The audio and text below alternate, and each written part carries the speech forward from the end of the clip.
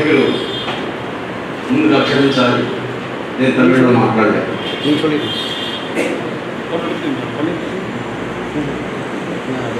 పెరియార్ తిరుగుబడిన నేల మీద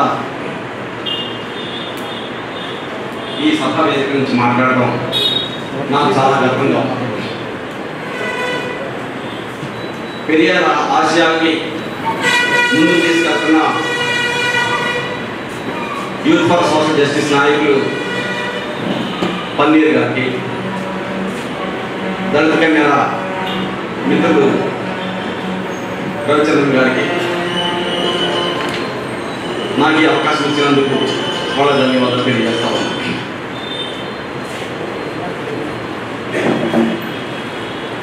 పదకొండు 12 తేదీల్లో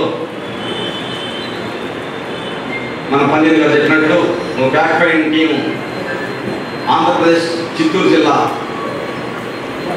శాఖాచల మండలంలో హత్యాకాండ జరిగిన ప్రదేశంలో బ్యాక్ ఫైన్ టీంలు వెళ్ళిన వాళ్ళలో హత్య చేసిన ఆంధ్రప్రదేశ్ రాష్ట్రానికి సంబంధించి ఆ రాష్ట్రం నివాసిగా ఉన్న నాకు బ్యాక్ ఫైన్ టీంలో ఉన్నందుకు, ఆంధ్ర అయినందుకు నాకు ఈ గౌరవం దక్కిందని నేను బాగా ఫీల్ అవుతా ఉన్నాను.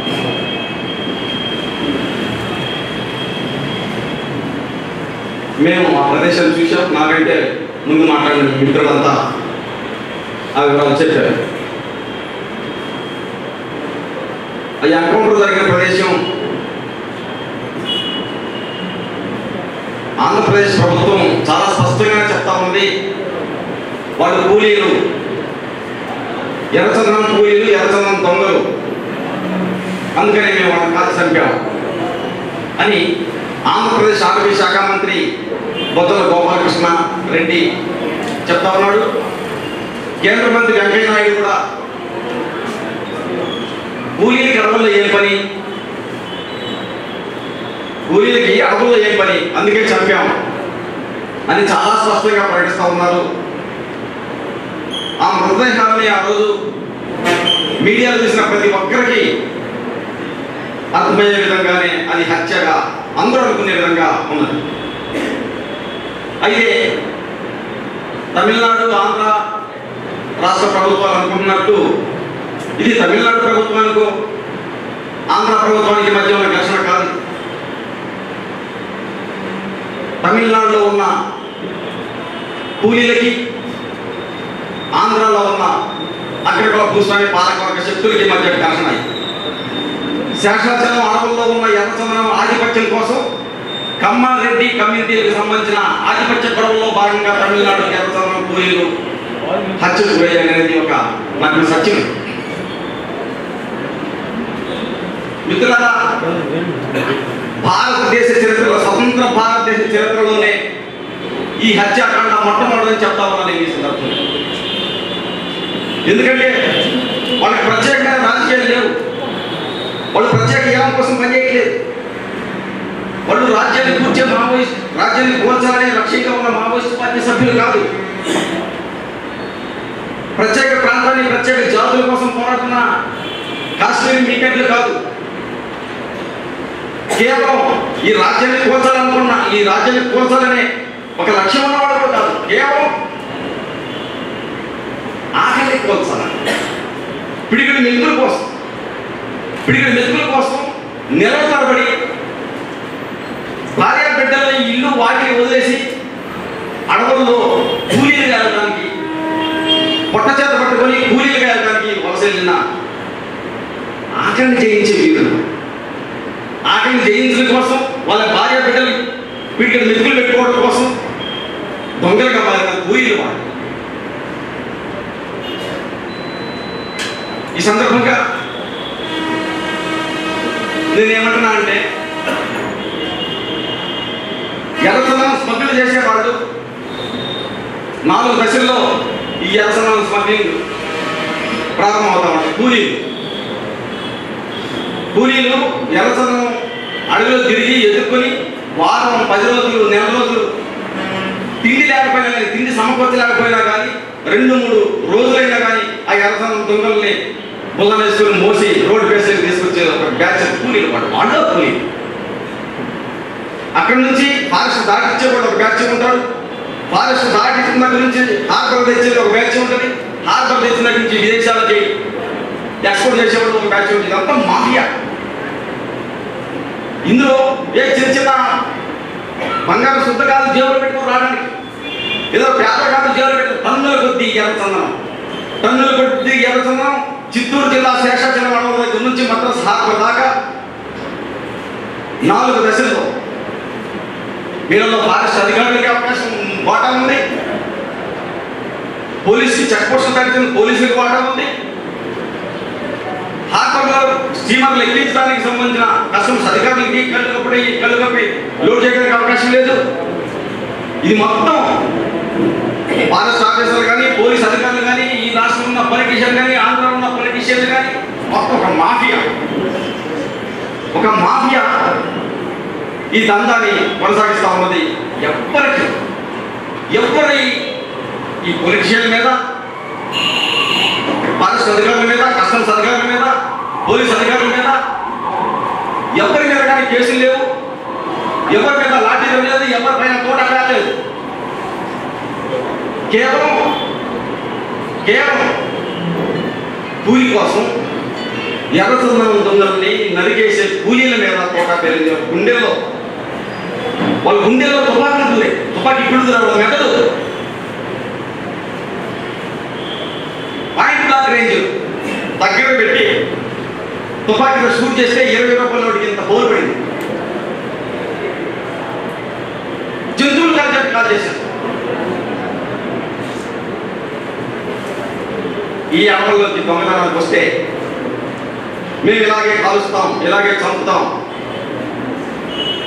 అని ఆంధ్ర ప్రభుత్వం ప్రకటిస్తూ ఉన్నది, బహిరంగంగా ప్రకటిస్తూ ఉన్నది. వాళ్ళకి కేసులు పెట్టి అవకాశం ఉన్నది, కేసులు పెట్టచ్చు, పకడ్బందీ ఛార్జ్షీట్ తయారు చేయొచ్చు, వాళ్ళు శిక్ష పడేటట్టు చేయొచ్చు, చట్టపరంగా వాళ్ళు శిక్షించే అవకాశం ఉన్నది. అంటే ఎర్రచందనం స్మగ్లింగ్ ఆపాలి అనుకుంటే ఆపాలి అనే లక్ష్యంతోనే చంద్రబాబు నాయుడు ఒక గొప్ప లక్ష్యం కలిగి ఈ హత్యాకాండ చేశారని చెప్పి తెలుగుదేశం నాయకులు, గల్లీ నాయకుల దగ్గర నుంచి ఢిల్లీ నాయకులు దాకా ప్రకటిస్తా ఉన్నారు. అంటే ఎర్రచందనం స్మగ్లింగ్ ఆపాలి అంటే,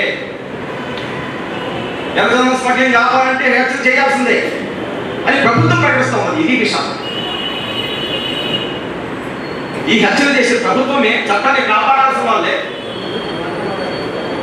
హత్యలు చేయకపోతే స్మగ్లింగ్ ఆగదు అనే నిర్ణయానికి వచ్చి ఈ రకంగా గుట్టలు చంపేస్తా ఉంటే ఇంక చట్టానికి దిక్కేది.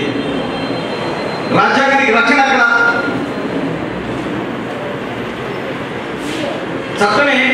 చట్టాన్ని రక్షించాల్సిన పోలీసులే, రాజ్యాంగాన్ని కాపాడాల్సిన రాజకీయ నాయకులే మాఫియాలై కూలీల్ని హత్యలు చేస్తూ ఉంటే ఇది ఈ ఎర్రచందనం స్మగ్లింగ్ ఆగిద్దా? ఎన్నటికీ ఆగదు. ఈ విషయం ఆంధ్ర పొలిటీషియన్స్ స్పష్టంగా తెలుసు. ఇందాక పన్నీరు మిత్రుడు చెప్పినట్టు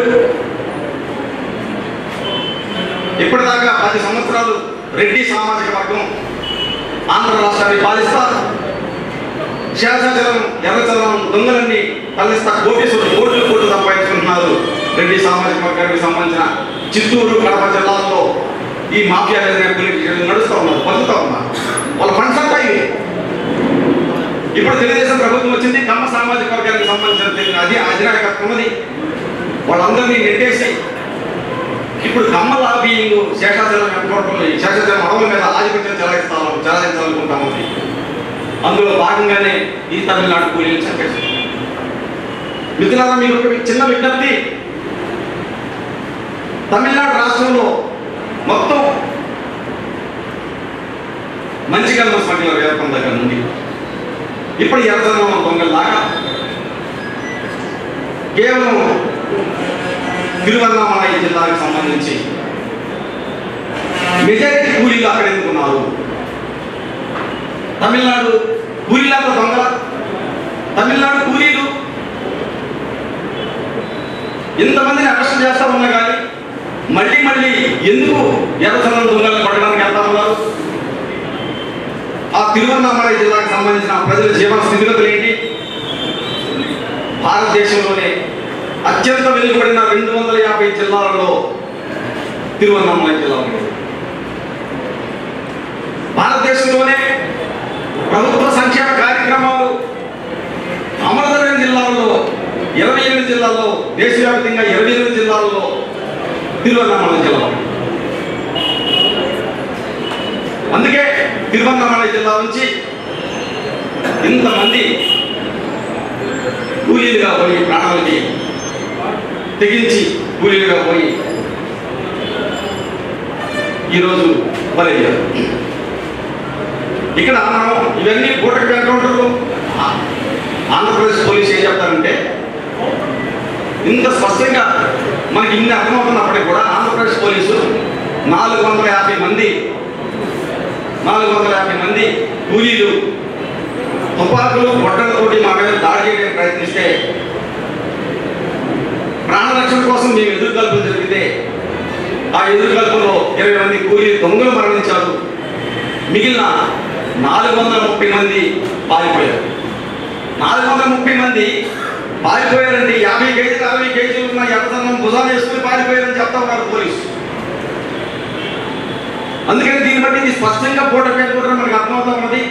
దొంగ హత్యలని మనకు అర్థమవుతా ఉన్నాయి. ఇంకొక విషయం, ఇంకొక ప్రమాదం ఉండేది. ఈ సందర్భంగా మీ అందరూ చెప్పాలనుకుంటా ఉన్నా, ఇంకా 430 మంది మీద కేసులు కట్టడానికి 430 మందిని ఎంతమందిని చంపుతారు దొంగల పేరుతోటి? శేషాచలం ఎన్కౌంటర్లో తప్పించుకొని పోయిన 430 మంది వీళ్ళే దొంగలు అని ఎంతమందిని చంపుతారో అని ఆందోళనగా ఉన్నారు. ఆంధ్రప్రదేశ్లో వేలాది మంది, తమిళనాడుకు సంబంధించి తిరువన్నామలై జిల్లాకు సంబంధించి ఆంధ్రప్రదేశ్ జైల్లో వేలాది మంది మక్కుతా ఉన్నారు. ఇప్పుడు వాళ్ళకి కనీసం బెయిల్ పెట్టుకునే స్తోమత లేదు. వాళ్ళంతా మాఫియాలు అయితే, వాళ్ళంతా దొంగలు అయితే, వాళ్ళంతా కోటీశ్వరుల వాళ్ళకి కనీసం బెయిల్ పెట్టుకోవడానికి కానీ, వాళ్ళకి ములాఖాత్ ఇవ్వడానికి కానీ, వాళ్ళ కుటుంబ సభ్యులు చూడటానికి పోయే అవకాశాలు లేవు. వాళ్ళు బెయిల్ పెట్టుకునే అవకాశం కూడా లేదు. చిన్న లాయర్ని పెట్టుకుని 100-200 ఇచ్చి ఎవరైనా లాయర్ని పెట్టుకున్నాడు కొని 1000-2000 ఇచ్చి కూడా బెయిల్ పిటిషన్ వేయడానికి సంబంధించిన ఆర్థిక స్తోమత లేని నిరుపేదలు వాళ్ళు ఇల్లు చూసాం, మేము వాళ్ళ భార్య బిడ్డలు చూసాం, వాళ్ళ తల్లిదండ్రులు చూసాం. ఎండినట్టు ఆకలి పంటలతో అలంకరిస్తూ ఉన్నారు. వాళ్ళ కనీసం ఒక పక్క ఇల్లు లేదు, చిన్న పూరి గుడిసె ఉంది. ఆ గుడిసె గోడలు కూడా లేదు. పొలాలలో ఎక్కడో దూర ప్రాంతాల్లో భయంగా బతుకుతా ఉన్నారు. ఈ సందర్భంగా మీ అందరికీ విజ్ఞప్తి చేయాలి ఏమనుకుందంటే, మీ తమిళనాడు ప్రభుత్వం వాళ్ళకి 2 లక్షలు 3 లక్షలు 5 లక్షలు మొత్తం ప్రకటించింది. మీరు ఒక డిమాండ్ చేయగల ప్రాణానికి ఖరీదు పెట్టినా మీరు 5 లక్షలు 6 లక్షలు కాదు. వేలాది మంది ఆంధ్ర జైల్లో మగ్గుతా ఉన్నారు. వాళ్ళు కనీసం లాయర్ని పెట్టుకునే స్తోమత లేదు. వాళ్ళు బెయిల్ రాకుండా ఉన్నారు. సంవత్సరాల తరబడి ఉన్నారు. వాళ్ళ బెయిల్ కోసం తమిళనాడు నుంచి ఒక టీమ్ ఆఫ్ అడ్వకేట్స్ని చేసి వాళ్ళ బెయిల్ కోసం రుజైన వాళ్ళు జైలు నుంచి బయటికి తీసుకురండి. తెలుగుదేశం ప్రభుత్వానికి ఏమాత్రం నిజాయితీ ఉన్నా ఆంధ్ర ప్రభుత్వానికి ఇవి హత్యలు కాదు అని నిరూపించుకోవడానికైనా కానీ సిబిఐ ఎంక్వైరీ చేయాలని సందర్భంగా నేను డిమాండ్ చేస్తా ఉన్నా. ఎందుకంటే ఇప్పటి వరకు ఈ దేశంలో కోర్టులో శిక్షలు పడ్డాయి, లైఫ్లు పడ్డాయి కానీ, మరణ శిక్షలు పడ్డాయి కానీ, దళితులు ఆదివాసీలు ముస్లింలు తప్పితే ఎవరికి శిక్షలు పడ్డాయి ఈ దేశం? లైఫ్లు పడ్డ వాళ్ళందరూ, మరణ శిక్షలు పడ్డ వాళ్ళందరూ ముస్లింలే. ముస్లింలు, దళితులు, ఆదివాసీలు. ఏ ఒక్క అగ్రకుల భూస్వామికి కానీ, ఏ పొలిటీషియన్కి కానీ శిక్షలు పడ్డ సందర్భాలు లేవు. ఏ అగ్రకులానికి సంబంధించిన నాయకులు కానీ. అంటే కోర్టులు చట్టాలు మనకి న్యాయం చెయ్యవు అని ఇప్పటికే దళిత పీడిత కులాల ప్రజలు ఈ దేశంలో అనుకుంటా ఉన్నారు. ఇప్పుడు చాలా స్పష్టంగా ప్రభుత్వాలు చెప్తా ఉన్నాయి, చట్టాల వల్ల కోర్టుల వల్ల ఏ ప్రయోజనం లేదు, హత్యకి హత్య ప్రతీకారం, హత్య చేస్తేనే ఈ దోపిడీ ఆగిందని చెప్పి స్పష్టంగా చెప్తా ఉంది ప్రభుత్వం. శేషాచలం ఎన్కౌంటర్ ద్వారా ఈ దేశంలో ఉన్న పీడిత కులాల ప్రజలందరికీ అదొక హెచ్చరిక. అందుకని ఒక రాష్ట్రమే, ఒక స్టేట్ ఇంత అధికారం ఉన్న స్టేటే మేము హత్యలు చేసే దీన్ని ఆపుతామని అనుకుంటే ఇక ఈ దేశంలో పీడిత ప్రజలకి చట్టాల మీద న్యాయస్థానం మీద గౌరవం లేకపోతే, హత్యకి హత్య ప్రతీకారం అయితే, ఈ దేశంలో ఆకలిని జయించడానికి కోట్ల మంది ప్రజలు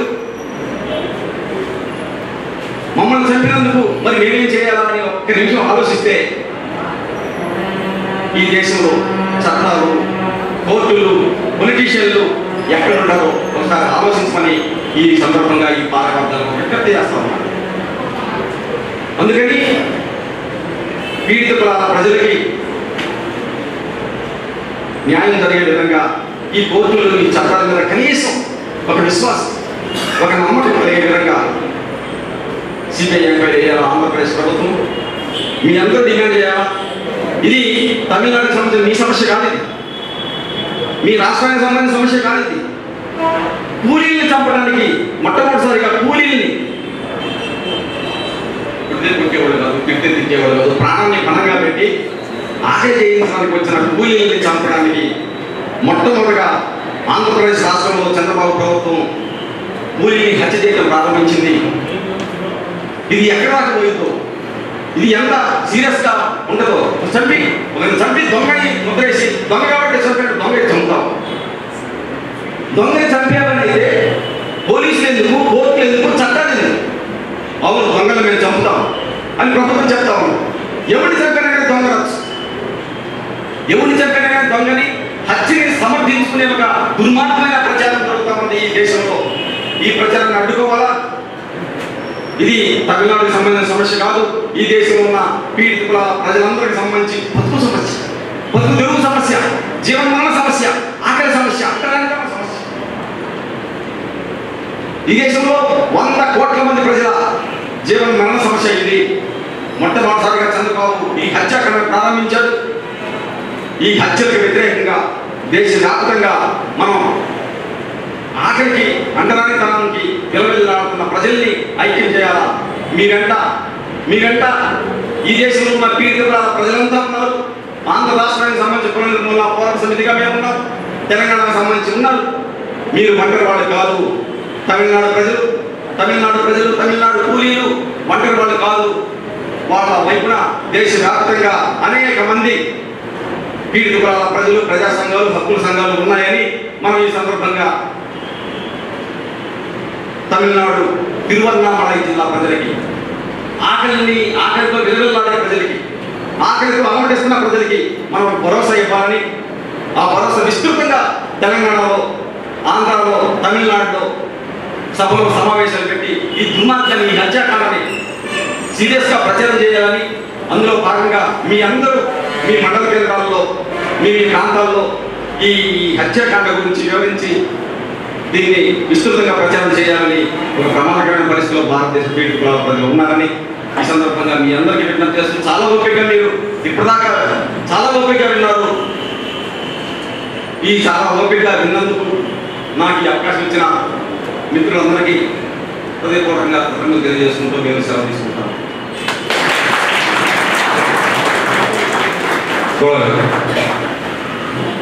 ஆந்திர புனர்நிர்மூல சமிதியினுடைய தலைவர் துட்டு பிரபாகர் அவர்களுக்கு சமூக நீதித்துறைய மாணவர் அமைப்பு தோழர் ஜெயபிரகாஷ் அவர்கள் துண்டளிப்பார்.